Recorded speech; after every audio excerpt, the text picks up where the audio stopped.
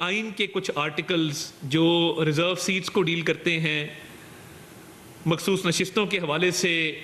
بات چیت کرتے ہیں، ان آرٹیکل سے باہر جا کر یہ فیصلہ لکھا گیا ہے. یعنی سپریم کورٹ کے آنریبل 2 جج صاحبان نے اپنے تفصیلی فیصلے میں جو اختلافی نوٹ لکھا ہے، انہوں نے اس بات پہ بھی سوال اٹھایا کہ 15 دن گزر جانے کے باوجود اکثریتی فیصلہ جو ہے وہ تفصیلی فیصلہ جاری کیوں نہیں کیا جا سکا. اور یہ بات بھی درج ہے کہ تحریک انصاف نہ اس میں پارٹی تھی، نہ درخواست گزار تھی، نہ کورٹ کے سامنے موجود تھی، نہ ان کو سنا گیا، نہ پوچھا گیا. تو کس طریقے سے نہ اس میں پارٹی تھی، نہ درخواست گزار تھی، نہ کورٹ کے سامنے موجود تھی، نہ ان کو سنا گیا، نہ پوچھا گیا، تو کس طریقے سے ان 81 ممبران کو ریلیف دے دیا گیا جنہوں نے عدالت کے سامنے کوئی ایفیڈیوٹ جمع نہیں کرایا تھا، جو عدالت کے سامنے درخواست گزار کی حیثیت سے موجود نہیں تھے، جنہوں نے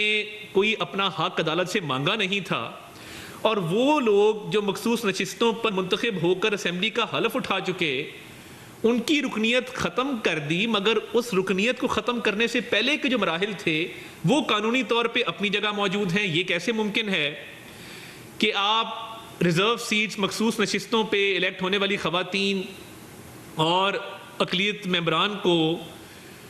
ان کی سیٹوں سے تو آپ فارغ کر دیں، مگر ان کی حلف لینے سے پہلے، ممبر بننے سے پہلے کے جو مراحل ہیں ان کو قانونی طور پہ ایڈریس نہ کیا جائے. یہ بڑے اچنبے کی بات ہے، اور یہ بہت بڑا سوالیہ نشان ہے کہ آنریبل 2 جج صاحبان سپریم کورٹ کے یہ فرما رہے ہیں کہ آرٹیکل 175 اور 185 میں جو دائرہ کار، جو دائرہ اختیار تفویض کیا گیا ہے، اس سے باہر جا کر اکثریت نے فیصلہ دیا ہے. اور نہ صرف یہ، انہوں نے آئین کے آرٹیکل 51 کی، آرٹیکل 63 کی، آرٹیکل 106 کی بات کی ہے کہ یہ آئین کے آرٹیکلز کو معطل کرنا پڑے گا اس فیصلے پر عمل درآمد کرانے کے لیے. اور حقیقت بھی یہی ہے کہ یعنی وہ ممبران جو سنی اتحاد کونسل کے ممبر ہیں وہ کہہ ہی نہیں رہے کہ ہم نے پارٹی چینج کرنی ہے. تو کیا یہ فلور کراسنگ ہوگی کہ جب وہ ہاؤس میں سنی اتحاد کونسل سے اٹھ کے تحریک انصاف کی صفوں میں بیٹھیں گے؟ کیا یہ آرٹیکل 62(1)(f) کی وائلیشن نہیں ہوگی؟ کیا آرٹیکل 63 کی وائلیشن نہیں ہوگی؟ یہ کیسے ممکن ہے کہ آپ فلور کراسنگ کریں؟ ایک پارٹی کا آپ ایفیڈیوٹ دے چکے، کیا مستقبل کے اندر بھی اس بات کو جواز بنایا جائے گا کہ جو بھی member of parliament floor crossing کرنا چاہے اور پارٹی چینج کرنا چاہے وہ اس فیصلے کا سہارا لے کے کیا پارٹی چینج کر سکے گا؟ اور سب سے بڑی بات یہ کہ یہ 2 آنریبل جج صاحبان سپریم کورٹ کے جنہوں نے یہ اختلافی نوٹ لکھا ہے اور تفصیلی فیصلہ جاری کیا ہے، اس میں انہوں نے یہ بھی کہا ہے کہ سنی اتحاد کونسل کا وجود ہی نہیں تھا پارلیمان. سنی اتحاد کونسل کے چیئرمین صاحبزادہ حامد رضا صاحب نے بھی آزاد حیثیت سے الیکشن لڑا. اب اس پہ بھی آئین بھی کلیئر ہے، قانون بھی کلیئر ہے. آئین یہ کہتا ہے کہ وہ سیاسی جماعتیں جو پارلیمان میں موجود ہیں ان کو متناسب نمائندگی کے فارمولے کے تحت مخصوص نشستیں دی جائیں گی. اور کیا اگلا سوال یہ ہے کہ کیا سنی اتحاد کونسل کا وجود پارلیمان میں موجود تھا یا نہیں تھا؟ اس کا جواب ہے کہ سنی اتحاد کونسل کا پارلیمان میں وجود نہیں تھا، کیونکہ ان کے چیئرمین نے بھی آزاد حیثیت سے الیکشن لڑا.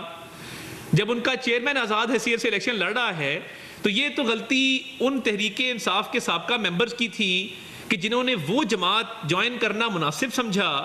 جس کا پارلیمان میں وجود نہیں تھا. وہ چاہتے تو وہ MWM کو جوائن کر جاتے جس کا وجود موجود تھا. انہوں نے ایک ایسی سیاسی جماعت کا انتخاب کیا جس کو جوائن کر کے آئین اور قانون کے مطابق ان کو مخصوص نشستیں نہیں مل سکتی تھیں. سنی اتحاد کونسل کے اپنے آئین میں یہ لکھا ہے کہ کوئی بھی اقلیت کا ممبر ان کی پارٹی جوائن نہیں کر سکتا، ان کو اقلیت کی سیٹیں بھی نہیں مل سکتی تھیں. تو قانون اور آئین کی روشنی میں یہ جو 2 آنریبل جج صاحبان نے اختلافی نوٹ لکھا ہے اور تفصیلی فیصلہ جاری کیا ہے، اس نے اکثریت کے فیصلے کے اوپر بہت بڑا سوالیہ نشان لگا دیا ہے کہ آئین کی جو آرٹیکلز ہیں ان کو معطل کرنا پڑے گا اس فیصلے کو پر عمل درآمد کرانے کے لیے. اور اس کے ساتھ ساتھ آئین کے 2 آرٹیکلز میں جو دائرہ کار دائرہ اختیار تفویض کیا گیا اس سے باہر جا کے یہ فیصلہ کرنا پڑے گا. تو یہ جو کلاک ریورس ہوا ہے, ہم تو یہی کہہ رہے تھے پہلے دن سے کہ نہ صرف کلاک ریورس کیا گیا ہے, کلاک ریورس کرنے کے ساتھ ساتھ وہ ریلیف دیا گیا ہے جو مانگا نہیں گیا تھا, اور ریلیف ان کو دیا گیا ہے جو مانگنے آئے بھی نہیں تھے. یعنی یہ 2 چیزیں ہیں, ریلیف دیا گیا بغیر مانگے, ریلیف دیا گیا وہ موجود ہی نہیں ہے, وہ ریلیف مانگنے آئے ہی نہیں ہیں, ان کو ریلیف دیا گیا. نہ وہ ریلیف مانگنے آئے جن کو ریلیف دیا گیا, نہ وہ ریلیف مانگا گیا جو ریلیف دیا گیا. اب یہ آئین اور قانون کے اندر یہ چیزیں بڑی واضح طور پہ درج ہیں, اور یہ اتنے آئین کے آرٹیکلز کو وائلیٹ کر کے قانون کی ایک تاثر یہی ملتا ہے. قانونی ماہرین نے بھی اس پہ روشنی ڈالی کہ اتنے آئین کے آرٹیکلز کو وائلیٹ کرنے کے بعد, قانون کو جو ہے وہ الیکشن ایکٹ 2017 کو وائلیٹ کرنے کے بعد, پھر یہ ممکن ہے کہ یہ ریلیف دیا جا سکے ایک ایسی پارٹی کو جو عدالت کے سامنے نہیں ہے, جس نے عدالت کے سامنے کوئی درخواست نہیں دی, کوئی صدا نہیں رکھی, اور کسی نے اس اقدام کو چیلنج نہیں کیا کہ یہ سنی اتحاد کونسل میں گئے تھے. یا تو اس اقدام کو چیلنج کیا جاتا کسی کی طرف سے کہ جی ہم سنی اتحاد کونسل میں گئے ہیں, اور کوئی اس کو چیلنج کرتا کہ جی سنی اتحاد کونسل میں نہیں جا سکتے تھے, تب تو ان کو تحریک انصاف کا ممبر تصور کیا جاتا, بالکل تصور کیا جاتا. اس کے ساتھ ساتھ وہ مخصوص نشستوں پہ جو منتخب ہو گئے تھے لوگ, ان کی جو حق تلفی ہوئی ہے ان کو بھی نہیں سنا گیا, نہ ان کو بلایا گیا, اور وہ تمام ممبران جو ہیں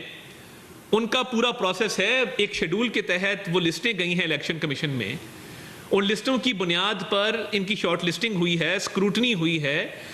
اس جانچ پڑتال کے بعد ان کا نوٹیفیکیشن ہوا ہے, نوٹیفیکیشن ہونے کے بعد انہوں نے اسمبلی کے ممبر کے طور پہ حلف اٹھایا ہے, تو ان کی رکنیت تو ختم کر دی گئی مگر وہ باقی سٹیپس کو ایڈریس نہیں کیا گیا. تو یہ بالکل سمجھ سے باہر ہے. اور دیکھیے یہ جو آنریبل جج صاحبان نے کہا ہے کہ 15 دن گزر جانے کے باوجود اکثریتی جو فیصلہ تھا وہ کیوں جاری نہیں کیا جا رہا, اس کا تفصیلی فیصلہ, یہ بہت بڑا سوالیہ نشان ہے. اور ہم نے جب ریویو فائل کیا ہم یہ سمجھتے تھے کہ ریویو کو بھی سماعت کے لیے مقرر کیا جائے, اور ریویو ہم نے بھی دائر کیا, مسلم لیگ نون نے, پیپلز پارٹی نے دائر کیا, اور ابھی تک ریویو دائر کرنے کے باوجود اس کو سماعت کے لیے مقرر نہیں کیا گیا. اور یہ بھی تاثر ملتا ہے کہ دیکھیے چھٹیاں دنیا میں کسی بھی کانسٹیٹیوشنل فریم ورک کے اندر کسی ادارے کی چھٹیاں نہیں ہوتی, تو یہ چھٹیوں کا بھی ایک معاملہ سامنے آ رہا ہے. اور میں یہ سمجھتا ہوں کہ جو آئینی اور قانونی نکات اٹھائے گئے ہیں آنریبل جج صاحبان کی طرف سے, ان کا ایڈریس ہونا انتہائی ضروری ہے. اور انہوں نے جو آئین کے آرٹیکلز کو معطل کرنے کے حوالے سے بات کی ہے کہ معطل کر کے عمل درآمد ہوگا, یہ بہت بڑا لیگل فریم ورک کے اوپر ایک بہت بڑا سوالیہ نشان ہے. تو یہ مخصوص نشستوں کے حوالے سے اس پارٹی کو جس کا وجود نہیں تھا, یہ 2 پارٹیاں ہیں, سنی اتحاد کونسل کا الیکشن میں وجود نہیں ہے, پارلیمان میں وجود نہیں ہے, اس کے باوجود جو ہے وہ کلیمنٹ تھے مخصوص نشستوں کے, اور تحریک انصاف تو سرے سے موجود نہیں تھی, نہ عدالت میں نہ کہیں اور. تو کیا اسی درخواست کے تحت اتنا بڑا ریلیف بن مانگے بن آئے دیا جانا چاہیے تھا؟ اس کا جواب ابھی آنا باقی ہے, اور میں سمجھتا ہوں کہ یہ بڑے سنجیدہ قانونی نکات اٹھائے گئے ہیں جن کا جواب بھی ملنا ضروری ہے, اور تفصیلی فیصلے کا بھی آنا ضروری ہے. ورنہ یہ جس طریقے سے یہ ایک تاثر ملا ہے ون سائیڈڈ ریلیف کا, اس سے پورے ملک میں آئین کو, قانون کو دھچکا لگے گا, اور لا کی امپلیمنٹیشن, رول آف لا, قانون کی حکمرانی کے لیے یہ بہت بڑا سیٹ بیک ہوگا.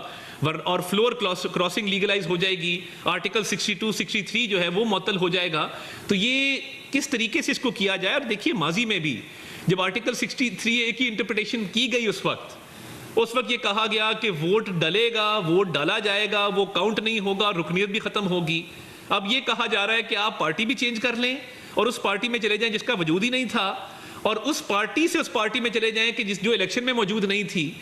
تو